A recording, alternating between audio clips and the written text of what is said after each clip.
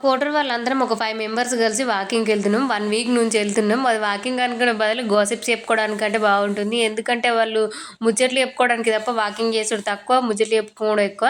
షూలు ఏసుకునేంత సేపు నాతోని మాట్లాడుతూనే ఉంది. నా కోసం డోర్ ముంగట వెయిట్ చేస్తుంది. నెక్స్ట్ వీక్ హోలీ ఉంది గదా! హోలీకి ఏమేం ప్రిపరేషన్స్ చేసుకుందాము, ఏమేం స్నాక్స్ చేద్దామని అడుగుతుంది తను. వీళ్ళిద్దరు రాకముందు అసలు మేము రూమ్ నుండి బయటకు గూడా రాకపోయే వాళ్ళము. వీళ్ళిద్దరు వచ్చిర్రు ఖతం అందరిని రూమ్‌లో ఉన్న వాళ్ళందరిని బయటకు గుంజుకొస్తారు వీళ్ళు. ఫ్యామిలీ క్వార్టర్‌లో ఉంటున్నాం కాబట్టి అందరితో మాట్లాడాలి, అందరితో సరదాగా ఉండాలి. లేదా మనం మాట్లాడలేదనుకోండి, మన గురించి వాళ్ళు మాట్లాడుకుంటారు ఇగ. ఎంత కలిసున్నా, ఎంత కలిసి తిరిగినా మన లిమిట్‌లో మనం ఉండాల్సిందే. ఎందుకంటే నలుగురో, ఐదుగురు ఆడోళ్ళు కలిసిర్రంటే ఇగ అంతే సంగతి ఉంటది.